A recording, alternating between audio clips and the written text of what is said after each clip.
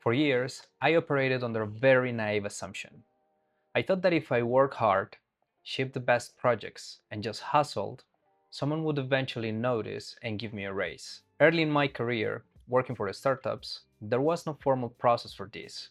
But as I moved through the tech industry, I realized about something that was even more frustrating. Size doesn't equal maturity.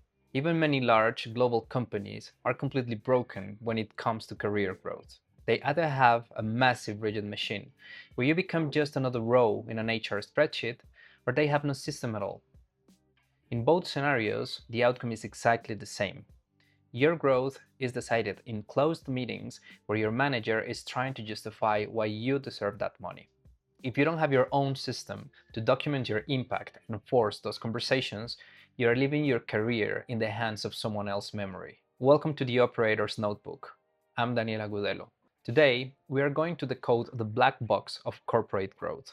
We are not just going to talk about filling out a performance review. I will show you a system that I call the performance loop, a three-part framework to stop being a passenger in your career and start taking ownership of your growth. So let's get to it. Phase 1. The diagnosis. Before you can ask for a raise, you need to know exactly where you are today. You will need to define three things: your wins, your skill gaps, and the expectations the company have about your role. Let's go through each of them. First, your wins. In the performance review, you want to present those key initiatives that you led or worked on. Only the biggest projects go in here. But how to remember everything that you did in the last 6 or 12 months? I found it very useful to build a wins log. This isn't just a personal to-do list, it's the foundation of your narrative. When your manager is sitting in that closed meeting, they need evidence to support your promotion. This document is the proof they need. If you don't have it yet, I encourage you to create it, because it can also help you with interviews for another company. The format you use also matters. I recommend logging wins with, first, the context. What was happening or what was the need in that specific moment when you started doing this project? 2. The action. What you did, built, optimized, or led. And 3. The impact. What was impacted or what changed because of your actions. Always quantify the impact. Revenue increased, risk decreased, time saved, people enabled, or processes improved. Second, skill gaps. In this part, you must define where your growth opportunities are. Look, no one is perfect, and this exercise will give you clarity about those things that you could do better. This is a moment to be candid with yourself and think about those things where you are not in the level that you would like to be. But be careful, it's very easy to oversimplify and say things that are not really skill gaps. Some bad examples could be, I need to manage my time better, or I need to be more organized. A good skill gap must have 1. The context. Explain the situation where it is most common to see the gap. For example, when I am communicating changes to a system, usually stakeholders push back, and I don't handle very well those situations, making it worse sometimes. 2. The fix. Explain how you can close the gap and what things and plans you have to work on it. For example, I believe that improving my communication with the stakeholders before and during the project is being worked can reduce pushback. Also, taking a course about change management can help me handle this situation better. And 3. Why it matters. Explain why closing this gap is important and what will be impacted if you do it. For example, solving this will reduce back and forth with the stakeholders.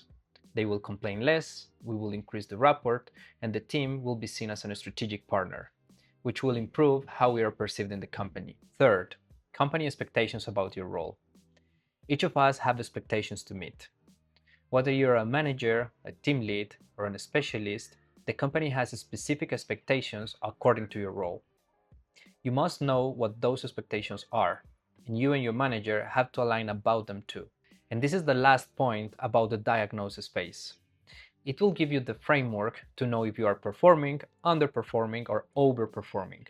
A quick review of this is the best way to know how likely it is that you can start a conversation about the promotion or a raise. So great, the diagnosis phase is ready. If you are enjoying this video, make sure to like and follow. Phase 2, the document. Now that you have the diagnosis and the win log ready, the next part is actually completing the review. Every company has its own way to do it.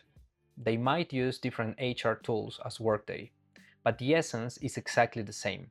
You will always be asked for three things. One, to rate your performance across different areas such as impact or cultural match. Two, explain the things that you did good for the company. This is where you pace the wins defined in the previous phase. And three, explain your improvement points or skill gaps. The company wants to know what you did and what you are planning to do now. This is when it gets super interesting. You must aim to be clear and concise, but make sure to own your narrative.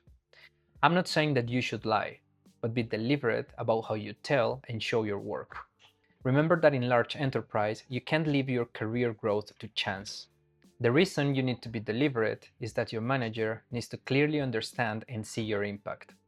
They probably have multiple reports, they are busy, so they will find incredibly helpful to read an easy to follow document. Trust me, they will find super valuable that you are concise about what you have been doing and especially where you want to be. Also, when your manager is having conversations about promotions or salary raises, this document is going to give them exactly what they need to make them happen. And this also has a massive benefit. It will be infinitely easier for them to support you. They will unlock budget for coaching, courses, or tools, or even sponsor better projects to help you develop your skills. It's a win-win situation. Phase 3, the alignment. So we have the diagnosis and the document. Now it's time to have the alignment call, the final step of the loop. This meeting is meant to compare your review with your manager's point of view regarding your performance. It can feel uncomfortable, especially if your expectations and your managers are not aligned. But this is why the diagnosis is so important. You will get to the call prepared. So, what to expect in this call? First, getting feedback. Your manager may have collected feedback from your stakeholders. Listen carefully and acknowledge what they are trying to share with you. If you don't agree or don't understand the feedback, ask for clarification and examples. Remember, feedback is a gift. Second, your manager can push back. Let's say that you have mentioned that you want a promotion or a raise, and they can say, "No, this is not possible right now." When this happens, don't take it as a personal defeat. It's just a business constraint. Stay objective. Make sure to ask for the reasons. Define what success looks like and set a clear timeline. Or maybe they can say, "There's no budget for a raise right now." In this case, clarify if you are eligible and if it's just a matter of a budget. Then, define when it's going to be a good moment to have this conversation again.